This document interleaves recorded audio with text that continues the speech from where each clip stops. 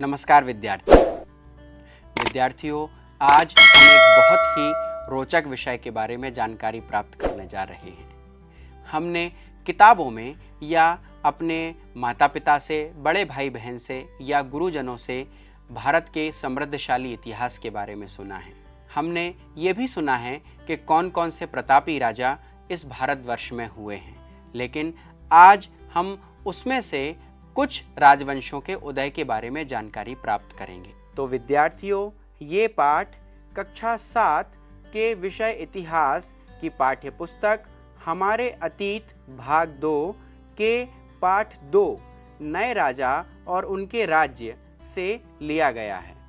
विद्यार्थियों, 7वीं शताब्दी में राजाओं के साथ साथ सामंत भी अस्तित्व में आने लगे। अब प्रश्न ये उठता है कि ये सामंत कौन है? सामंत उन बड़े भूमि स्वामी, योद्धा या सरदारों को कहा जाता था जो प्रायः राजा के दरबार में हाजिरी लगाते थे, राजाओं को उपहार देते थे और राजाओं को सैन्य सहायता प्रदान करते थे।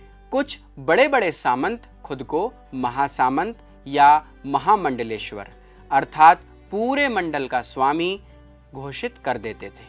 अगर हम उदाहरण के तौर पर देखें तो जैसे दक्कन के राष्ट्रकूट शुरुआती दौर में कर्नाटक के चालुक्य राजाओं के सामंत थे। 8वीं शताब्दी में एक राष्ट्रकूट सामंत जिनका नाम दंती दुर्ग था, उन्होंने अपने स्वामी मतलब चालुक्य वंशी राजा की अधीनता स्वीकार करने से इनकार कर दिया और उसे युद्ध में हराकर ब्राह्मणों की सहायता से हिरण्यगर्भ का अर्थ होता है सोने का गर्भ, इस नाम का अनुष्ठान किया। विद्यार्थियों, यह अनुष्ठान उनके द्वारा किया जाता था जो जन्म से क्षत्रिय ना होते हुए भी खुद को क्षत्रिय बनाना चाहते थे ताकि वो राजवंश पर अधिकार कर सकें। इसके अलावा कुछ अन्य वर्ग के पुरुषों ने भी राजशाही परिवारों से जुड़ने के लिए अपनी सैन्य कला का उपयोग किया। उदाहरण के लिए कदंब, मयूर शर्मन और गुर्जर प्रतिहार हरिचंद्र ब्राह्मण थे, जिन्होंने अपने परंपरागत पेशे को छोड़कर क्षत्रियों की भांति क्रमशः कर्नाटक और राजस्थान में अपने राज्य स्थापित किए। विद्यार्थियों, आपने क्या ये गौर किया है कि उस दौर में शासक बनने के लिए क्षत्रिय के रूप में पैदा होना अनिवार्य था। इसीलिए जो क्षत्रिय नहीं होता था वो राजा बनने के लिए हिरण्यगर्भ नाम का अनुष्ठान करता था, जो कि हमने पढ़ा है। विद्यार्थियों, अब एक और बात आती है कि इन राज्यों में उस समय पे प्रशासन किस तरह से हुआ करता था। तो आइए हम अब ये जानने का प्रयास करेंगे कि उस समय के शासक राज्यों में प्रशासन कैसे चलाते थे। कई बड़े बड़े शासक या राजा खुद को बड़ी बड़ी उपाधियां देते थे, जैसे महाराजाधिराज अर्थात राजाओं के राजा, त्रिभुवन चक्रवर्तिन अर्थात तीनों भुवनों का स्वामी। इस तरह की कई अन्य उपाधियां भी उन्होंने खुद को दे रखी थी, परंतु वे शासक भी अपनी शासन सत्ता को चलाने के लिए अपने सामंतों, किसान, व्यापारी और ब्राह्मणों के संगठनों का सहारा लेते थे। किसान, पशुपालक और कारीगर राज्य को धनवान और समृद्धशाली बनाने में सहायता प्रदान करते थे। इनको अपने उत्पादन का एक हिस्सा लगान, जिसे कर या राजस्व कहा जाता था, इसके रूप में देना होता था। यह लगान व्यापारियों से भी लिया जाता था।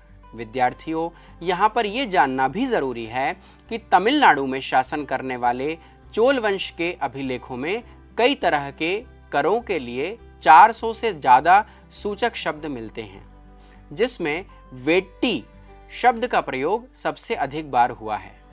वेट्टी कर वह कर होता था जो नगद की बजाय जबरन श्रम के रूप में लिया जाता था।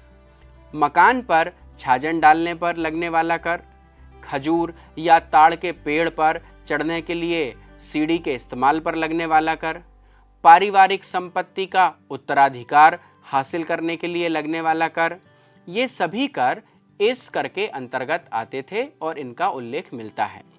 इन वर्गों से लिया जाने वाला लगान कर या राजस्व ही राजा की शासन व्यवस्था का प्रमुख स्रोत हुआ करता था। इनका उपयोग मुख्यतः उन युद्धों में हुआ करता था जिनमें लूट के रूप में धन, जमीन और व्यापारिक मार्गों के मिलने की संभावनाएं होती थीं। कर वसूलने के लिए राजा द्वारा एक अधिकारी नियुक्त होता था, जो प्रायः राज्य परिवार से ही होता था। ये प्रायः वंशानुगत होते थे। सेना का प्रमुख भी राजा का निकट संबंधी ही होता था। इसीलिए हम यह कह सकते हैं कि राजा प्रशासन अपने निकट और सगे संबंधियों और विश्वसनीय लोगों के साथ मिलकर चलाता था। विद्यार्थियों, हमें यह जानने की भी कोशिश करनी होगी कि क्या आज भी 8वीं सदी की तरह कोई कर या लगान लिए जाते हैं, या फिर आज किस तरह के कर लिए जाते हैं। विद्यार्थियों, इस सदी में प्रशस्ति और भूमि अनुदान का भी चलन था। प्रशस्तियों का अर्थ होता है जो व्यक्ति राजाओं के आश्रय में रहकर उनके बारे में प्रशंसा पत्र लिखते थे, वो प्रशस्तियां कहलाती थीं। और ये प्रशंसा पत्र सामान्यतः उनके दरबार के कवि या विद्वानों द्वारा लिखा जाता था। प्रशस्ति पत्र या प्रशंसा पत्र ऐसे भी होते थे जिन्हें शब्दशः सत्य नहीं माना जा सकता, लेकिन इन प्रशंसाओं से हमें इस बात का ज्ञान अवश्य होता है कि राजा खुद को कैसा दिखाना चाहता है। उदाहरण के लिए जैसे शूरवीर या विजयी योद्धा। राजा लोग प्रायः ब्राह्मणों को भूमि उपहार के रूप में देते थे और ताम्रपत्रों पर इसका उल्लेख कर यह ताम्रपत्र भूमि पाने वाले को दे दिया जाता था। एक चोल सम्राट द्वारा अपने राज्य के ब्राह्मण को दी जाने वाली भूमि के साथ साथ जिन चीजों को दिया गया था, उनके विषय में उस ताम्रपत्र में उल्लेख किया गया था, जो कि इस प्रकार है।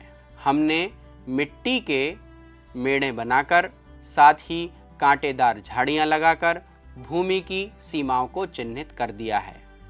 इस भूमि पर ये चीजें हैं: फलदार वृक्ष, पानी, बगीचे, फल फलोद्यान, पेड़, कुएं, खुली जगह, चारागाह, एक गांव, चबूतरे, नहरें, खाइयां, नदियां, दलदली जमीन, हौज, अन्नागार, मछलियों के तालाब, मधुमक्खियों के छत्ते और गहरी झीलें।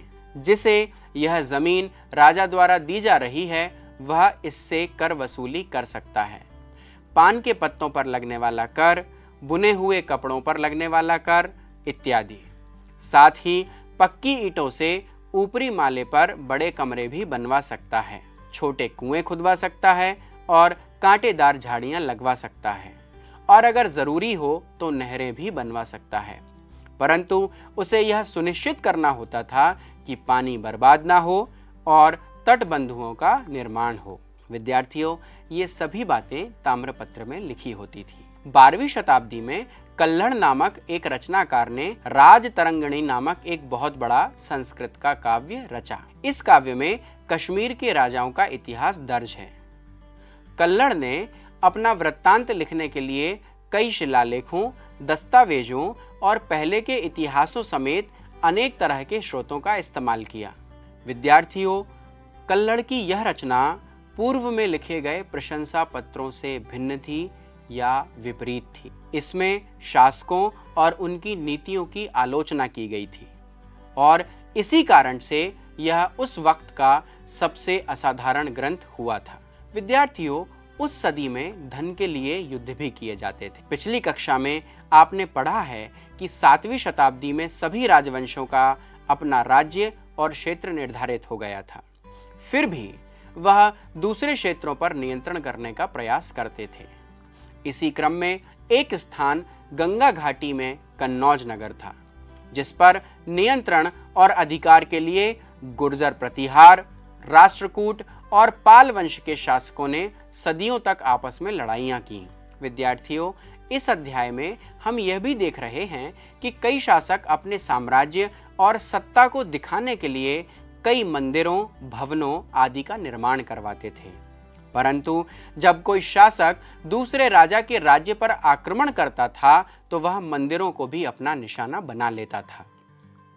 ऐसा ही एक उदाहरण है अफगानिस्तान के गजनी का सुल्तान महमूद गजनवी। वो इस प्रकार के शासकों में सबसे प्रसिद्ध है।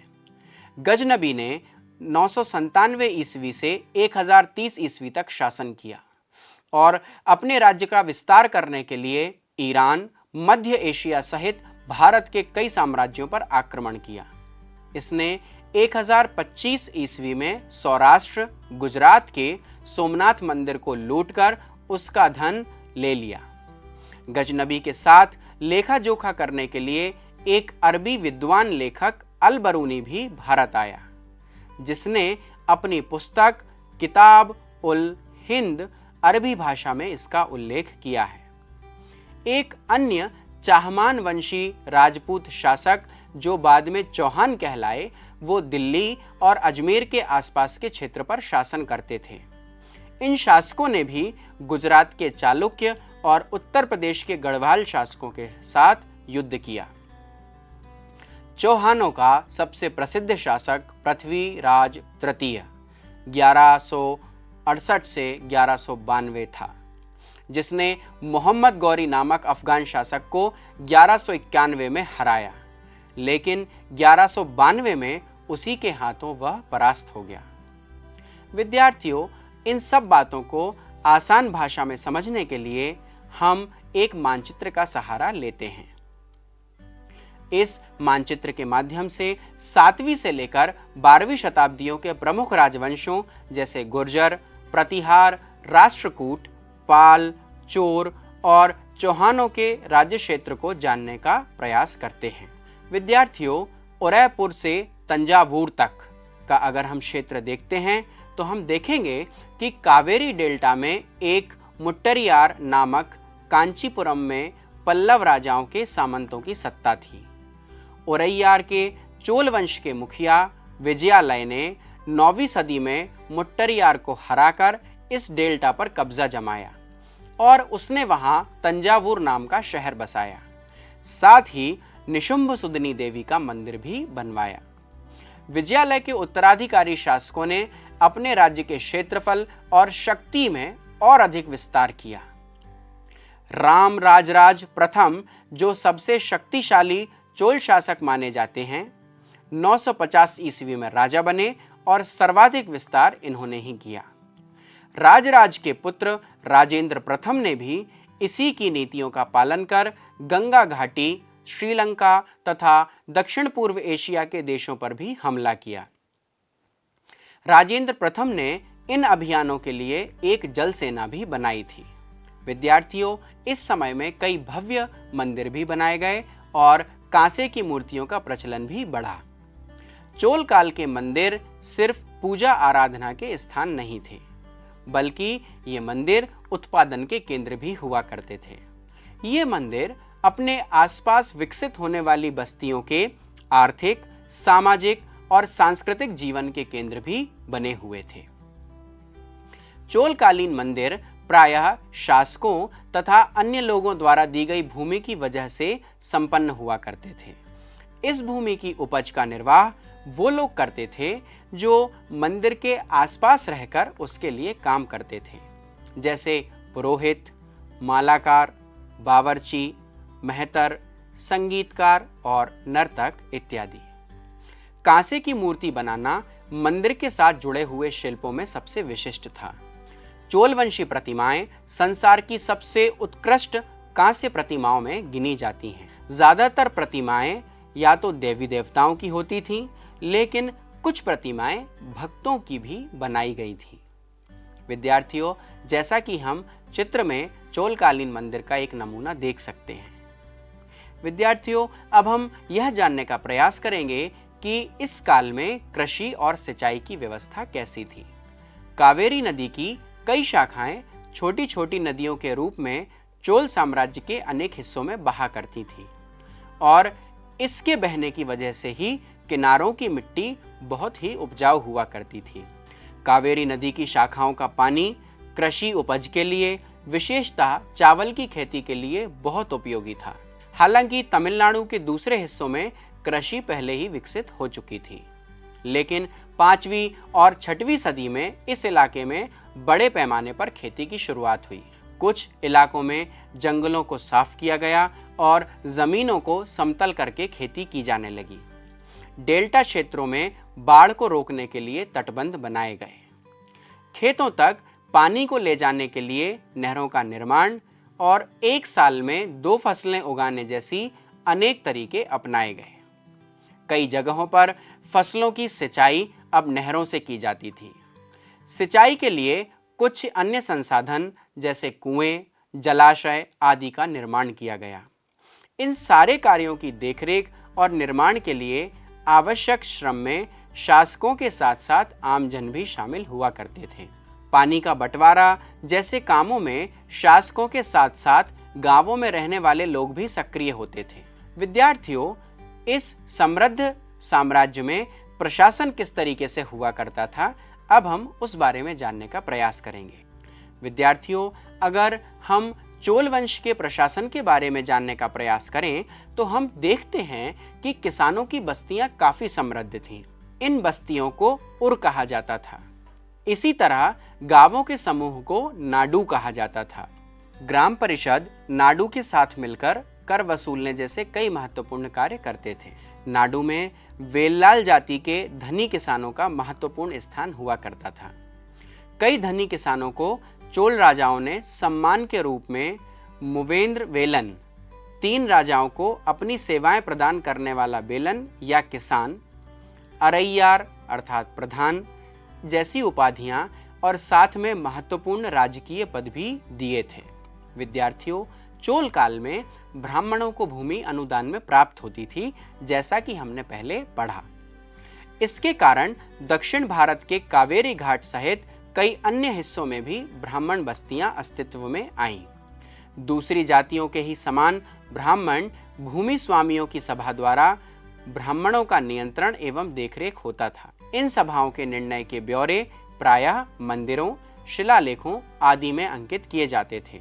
व्यापारियों को नगरम नाम से जाना जाता था, जिनका संघ शहरों में प्रशासनिक कार्य करता था। तमिलनाडु के चिंगलपुट जिले के उत्तर मेरूर से प्राप्त अभिलेखों में इन बातों का विस्तार से वर्णन है कि ब्राह्मणों की सभा का संगठन कैसा था। सिंचाई के कामकाज, बाग बगीचों, मंदिरों इत्यादि की देखरेख के लिए समितियां कैसे कार्य करती थीं, इसका भी उल्लेख इन अभिलेखों में मिलता है।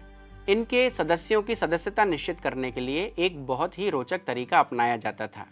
छोटे छोटे टिकटों पर इनके नाम लिखे जाते थे और इन्हें मिट्टी के बर्तन पर रख दिया जाता था। इसके बाद किसी छोटे लड़के को हर समिति के लिए एक के बाद एक टिकट निकालने के लिए कहा जाता था और जिसका नाम निकल के आता था वो समिति का सदस्य नियुक्त माना जाता था। विद्यार्थियों, हम अब चोलकालीन साम्राज्य के कुछ महत्वपूर्ण तथ्यों के बारे में बात करेंगे, जिनमें पहला आता है भूमि के प्रकार। चोल अभिलेखों में भूमि के विभिन्न प्रकारों का उल्लेख मिलता है। जैसे जैन संस्थानों को दान दी गई भूमि पलिचंदम कहलाती थी। मंदिरों को उपहार में दी गई भूमि देवदान या तिरुमट्टुकनी कहलाती थी। किसी विद्यालय के रखरखाव के लिए दी गई भूमि शाला भोग कहलाती थी और ब्राह्मणों को उपहार स्वरूप दी गई भूमि को ब्रह्मदेय कहा जाता था। गैर ब्राह्मण किसान स्वामी को दी जाने वाली भूमि वेल्लन वगाई कहलाती थी।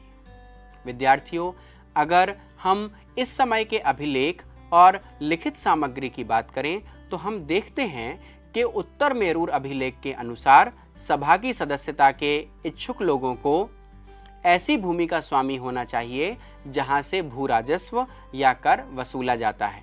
उनके पास अपना घर होना चाहिए। उनकी उम्र 35 से 70 वर्ष के बीच में होनी चाहिए। उन्हें वेदों का ज्ञान होना चाहिए। उन्हें प्रशासनिक मामलों की अच्छी जानकारी होनी चाहिए और सबसे बड़ी बात, उन्हें ईमानदार होना चाहिए। तो विद्यार्थियों, हमने ये देखा कि सदस्य बनने के लिए इन पैमानों का होना, इन योग्यताओं का होना आवश्यक था। यदि कोई पिछले 3 सालों में किसी समिति का सदस्य रहा है तो वह किसी और समिति का सदस्य नहीं बन सकता। जिसने अपने और अपने संबंधियों के खाते जमा नहीं कराए हैं वह चुनाव नहीं लड़ सकता। विद्यार्थियों, चोलकालीन साक्ष्यों में ऐसा कोई भी अभिलेख या साक्ष्य प्राप्त नहीं हुआ है जिससे साधारण मर्दों और औरतों के जीवन के बारे में विशेष जानकारी मिल सके। चोलकालीन साक्ष्यों में सभी जानकारियां एक शक्ति संपन्न पुरुषों के बारे में ही मिलती हैं। यहाँ सोचने वाली बात यह है कि क्या महिलाएं इन सभाओं और समितियों का अंग थीं? और अगर महिलाएं इन सभाओं में भागीदारी लेती थीं, तो इसका वर्णन इन अभिलेखों में क्यों नहीं है? विद्यार्थियों, हमने चोलकालीन साम्राज्य के बारे में जाना, लेकिन उसी समय अन्य देशों में और कौन कौन से साम्राज्य थे, इसके बारे में भी चर्चा करना यहाँ जरूरी हो जाता है। इसी काल में 7वीं से 10वीं शताब्दी के मध्य चीन में एक राजवंश सत्ता में रहा, जिसे तांग राजवंश कहा गया। इसकी राजधानी शियान दुनिया के सबसे बड़े नगरों में से एक थी, जहां तुर्की, ईरानी, भारतीय, जापानी और कोरियाई लोगों का आना जाना हुआ करता था। इसमें मुख्य व्यापारी वर्ग था। तांग साम्राज्य में प्रशासन के लिए नौकरशाहों की नियुक्ति परीक्षाओं के माध्यम से होती थी। इन परीक्षाओं में कोई भी व्यक्ति बैठ सकता था। अधिकारियों के चयन की यह प्रक्रिया कुछ छोटे मोटे परिवर्तनों के साथ सन 1191 ईस्वी तक चलती रही। विद्यार्थियों, यह गौर करने वाली बात यह है कि यह व्यवस्था भारतीय उपमहाद्वीप में चलने वाली व्यवस्थाओं से भिन्न हुआ करती थी। अर्थात हर साम्राज्य के अपने अपने अलग अलग तौर तरीके और संस्कृतियां हुआ करती थीं। विद्यार्थियों, अगर हम आज के समय से इन व्यवस्थाओं को जोड़ने का प्रयास करें तो हम यह देख पाते हैं कि जिस तरह से उस समय नौकरियों को पाने के लिए परीक्षाएं हुआ करती थीं, इसी प्रकार आज भी नौकरियों को पाने के लिए परीक्षाएं हुआ करती हैं। तो विद्यार्थियों, इस तरह से इस अध्याय में हमने ये जाना कि चोलकालीन समुदाय 7वीं 8वीं शताब्दी के राजवंश कौन कौन से थे, वो किस तरह से अपना प्रशासन चलाते थे, किस तरह से कृषि करते थे और उनमें सामंतों की व्यवस्था कैसी थी। इन सब बातों के बारे में हमने जाना। साथ ही साथ हमने ये भी जाना कि उसी के समकालीन अन्य देशों के राजवंश किन प्रक्रियाओं के द्वारा, किन परंपराओं से अपना शासन चलाया करते थे। तो विद्यार्थियों, अब आपको भी अपनी कॉपी पेन पर यह लिखने का प्रयास करना है कि पुराने समय में और आधुनिक समय में क्या क्या समानताएं हैं और क्या क्या असमानताएं हैं। तो अगली बार फिर मिलेंगे ऐसे ही एक रोचक विषय के साथ। तब तक के लिए धन्यवाद। नमस्कार।